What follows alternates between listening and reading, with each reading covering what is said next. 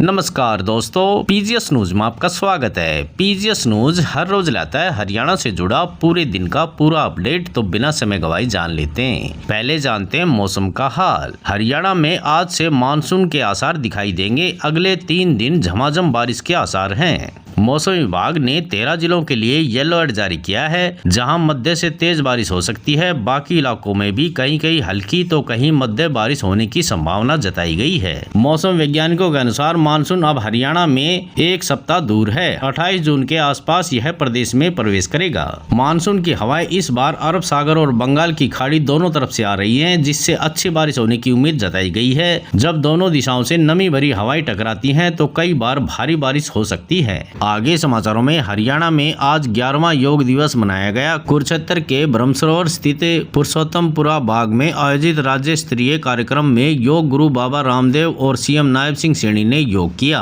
कार्यक्रम में राज्यपाल बंडारू दत्तात्रेय, मंत्री आरती राव और सांसद नवीन जिंदल भी मौजूद रहे। एक्टर्स मलाइका अरोड़ा गुरुग्राम में योग करने पहुंची। वह लोगों को योग करवाती भी दिखाई दी। वहीं सोनीपत में मंत्री महिपाल डाडा के कार्यक्रम में बंदर घुस गया। बंदर पहले लोगों के बीच और फिर मंच पर पहुंच गया।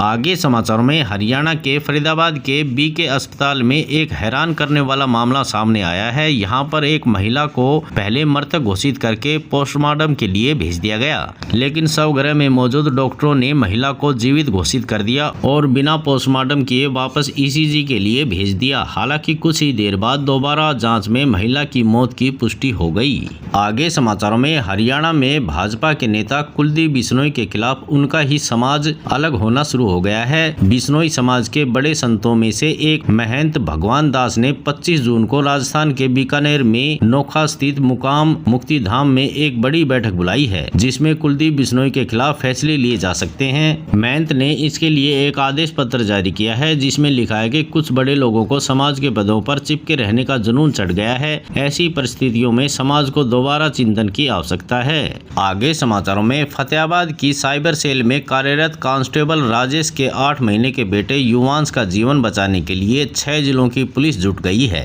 स्विट्जरलैंड से इंजेक्शन मंगवाने के लिए 14 करोड़ 50 लाख रुपए एकत्रित करने के लिए इन जिलों के पुलिसकर्मी एक दिन का वेतन देंगे।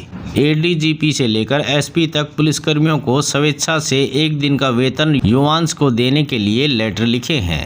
आगे समाचारों में, हरियाणा शिक्षा विभाग अध्यापकों की ट्रांसफर ड्राइव की तैयारी में जुटा है, लेकिन ट्रांसफर ड्राइव में सक्षम हरियाणा शिक्षा पोर्टल पर शिक्षकों द्वारा अपडेट किए गए गलत मोबाइल नंबरों से दिक्कत आ रही है। शिक्षकों के गलत मोबाइल नंबरों को लेकर माध्यमिक शिक्षा निर्देशक ने नाराजगी जताई है। साथ ही आगामी सप्ताह में MIS पोर्टल में सुधार करने के आदेश दिए हैं। आगे समाचारों में, हरियाणा में सरकार लॉ अफसरों की भर्ती करने जा रही है। ये नियुक्ति हरियाणा एडवोकेट जनरल में की जाएगी। इन 100 लॉ अफसरों की नियुक्ति के लिए जनवरी में ही विज्ञापन जारी कर दिए गए थे। अब हरियाणा सरकार ने एडवोकेट जनरल की अध्यक्षता में चयन कमेटी गठित की है। यह चयन कमेटी आवेदकों में लॉ अफसरों का चयन करेगी।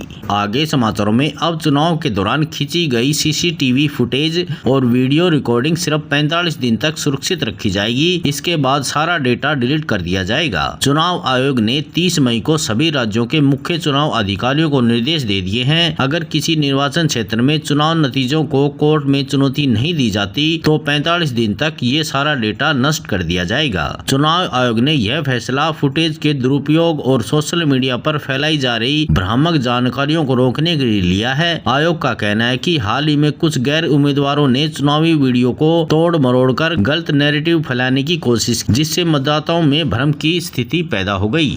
आगे समाचारों में, हरियाणा के जींद में रेलवे फाटक पर घेरकर 2 बहनों को गोली मारने के मामले में पुलिस के पास नई बातें सामने आई हैं। पुलिस पूछताछ में पता चला है कि आरोपी युवक ने युवतियों के सामने ही पिस्टल को लोड किया। गोली चलाने से पहले उसने चिल्लाकर कहा था, या तो तू मेरी होगी या किसी की भी नहीं होगी। हालांकि इस समय दोनों युवतियां रोहतक PGI में भर्ती हैं। इन पर गोली चलाने वाला आरोपी इनकी बड़ी बहन आशा का देवर सुनील बताया जा रहा है। आगे समाचारों में, हरियाणा हरियाणा के पूर्व वित्त मंत्री कैप्टन अभिमन्यु की माता परमेश्वर देवी का शुक्रवार को 91 साल की आयु में निधन हो गया।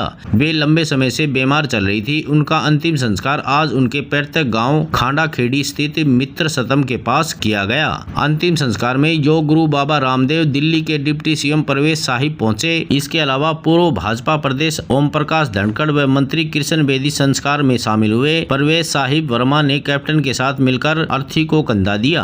आगे समाचारों में हरियाणा से राज्यसभा सांसद और हरियाणा भाजपा के पूर्व प्रदेश अध्यक्ष सुभाष बराला आज योग दिवस के कार्यक्रम के बाद कैबिनेट मंत्री अनिल विज से मिलने उनके निवास स्थान पर पहुंच गए। उन्होंने उनका हालचाल जाना। जानकारी के अनुसार अनिल विज के पांव में फ्रैक्चर हुआ था। जैसे ही सुभाष बराला को यह सूचना मिली, उसके बाद उन्होंने मंत्री अनिल विज से मुलाकात की। उन्होंने जल्द ही उनके स्वस्थ होने की कामना की है। आज समाचारों में बस इतना ही। कल मिलते हैं और नई खबरों के साथ। तब तक के लिए नमस्कार।